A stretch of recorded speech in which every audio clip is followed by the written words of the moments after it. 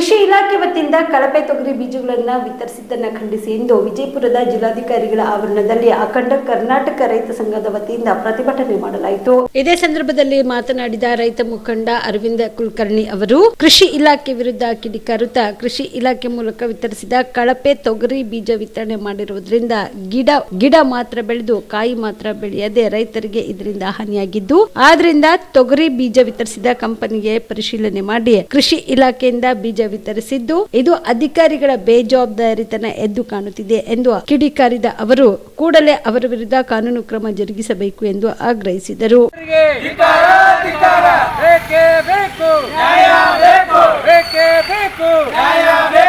ರೈತ ವಿರೋಧಿ ಸರ್ಕಾರಕ್ಕೆ, ರೈತ ವಿರೋಧಿ ಕೃಷಿ ಇಲಾಖೆ ಅಧಿಕಾರಿಗಳಿಗೆ ಬೇಕೇ ಬೇಕು, ಬೇಕೇ ಬೇಕು. ಕೃಷಿ ಇಲಾಖೆಯವರು ಮಾಡಿರ್ತಕ್ಕಂಥ ಎಡವಟ್ಟಿಗೆ ಇಡೀ ವಿಜಯಪುರ ಜಿಲ್ಲೆ ರೈತರು ಇವತ್ತು ಕಂಗಾಲಾಗಿದ್ದಾರೆ. ಮುಂಗಾರಂಗಂನಲ್ಲಿ ಏನು ಬಿತ್ತನೆ ಮಾಡ್ತಕ್ಕಂಥ ತೊಗರಿ ಬೆಳೆ ಸಂಪೂರ್ಣ ಹಾಳಾಗ್ಯದ. GRG 152 ಮತ್ತು 811 ಅಂತಕ್ಕಂಥ ಒಂದು ಬ್ರ್ಯಾಂಡಿಂದು ಅದು ಕೃಷಿ ಇಲಾಖೆಯ ಸಂಪರ್ಕ ಮುಖಾಂತರ ಕೇಂದ್ರ ಮುಖಾಂತರ ರೈತರಿಗೆ ಕೊಟ್ಟಿದ್ದಾರೆ. ಆ ಬೀಜ ಮಾತ್ರ ಸಂಪೂರ್ಣ ಕಳಪೆ ಅದಾವೆ. ಮತ್ತು ಈ ಕಳಪೆ ಬೀಜ ಮಾರಾಟ ರೈತರಿಗೆ ಕೊಡೋ ಟೈಮ್ನಾಗ ಇವರು ಆ ಕಂಪ್ನಿ ಬೀಜ ಎಷ್ಟರ ಮಟ್ಟಿಗೆ ಗುಣಮಟ್ಟ ಅದ, ಅದಕ್ಕೇನು ಅನುಸರಿಸ್ಬೇಕಂತ ಕ್ರಮಗಳೇನು, ಎಷ್ಟು ಅಂತರದಲ್ಲಿ ಬಿತ್ತಬೇಕು ಮತ್ತು ಅದಕ್ಕೆ ನೀರು ಎಷ್ಟು ಪ್ರಮಾಣ ಮತ್ತು ಎಷ್ಟು ಅವಧಿವರೆಗೆ ನೀರು ಬಿಡಬೇಕಂತ ಬಗ್ಗೆ ಯಾವುದೂ ಮಾಹಿತಿ ಹೇಳಿಲ್ಲ. ಈಗ ಎತ್ತರ ಬೆಳೆದವು ಸಾಕಷ್ಟು 12-15 ಫೂಟ್ ತನಕ ಬೆಳೆದವು. ಈಗ ಒಂದು ಕಾಯಾಗಿಲ್ಲ.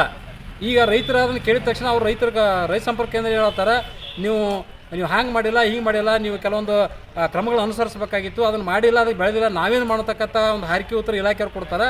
ಇದು ಕಂಪ್ನಿಯವ್ರದ್ದು ಮತ್ತು ಕೃಷಿ ಇಲಾಖೆ ಮಾಡಿರ್ತಕ್ಕಂಥ ಒಂದು ಬೇಜವಾಬ್ದಾರಿ ಕೆಲಸ ಮತ್ತು ರೈತರನ್ನ ಹಾಳು ಮಾಡ್ಕೊತ ಹುನ್ನಾರದ.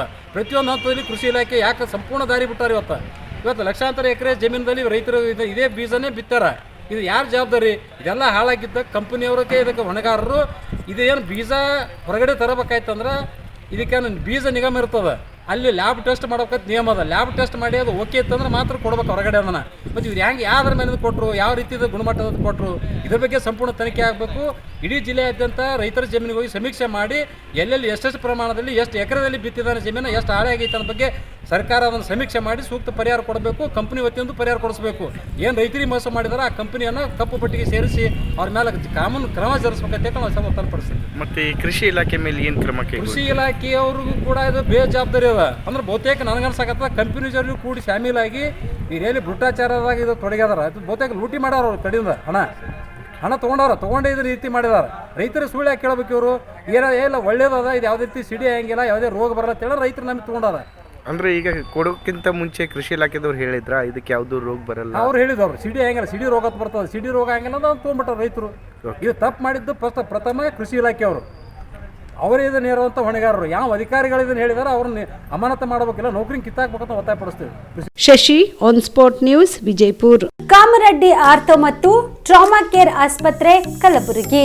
ಡಾಕ್ಟರ್ SB ಕಾಮರೆಡ್ಡಿ ಹಾಗೂ ಡಾಕ್ಟರ್ ಪ್ರತಿಮಾ S ಕಾಮರೆಡ್ಡಿ ಸಾರಥ್ಯದಲ್ಲಿ ಕಳೆದ 11 ವರ್ಷಗಳಿಂದ ಸಾವಿರಾರು ರೋಗಿಗಳಿಗೆ ದಿನದ 24 ಗಂಟೆ ತುರ್ತು ಸೇವೆ ನೀಡಿದ ಶ್ರೇಯಸ್ಸು.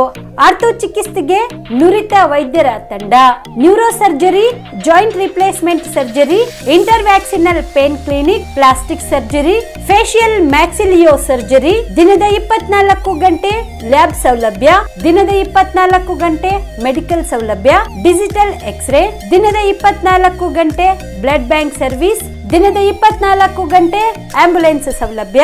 ಹೆಚ್ಚಿನ ಮಾಹಿತಿಗಾಗಿ ಸಂಪರ್ಕಿಸಿ ಸರ್ಕಾರಿ ITI ಕಾಲೇಜು ಮುಂಭಾಗ, ಕಾಮರೆಡ್ಡಿ ಆರ್ಥೋ ಮತ್ತು ಟ್ರಾಮಾ ಕೇರ್ ಆಸ್ಪತ್ರೆ, ಕಲಬುರಗಿ.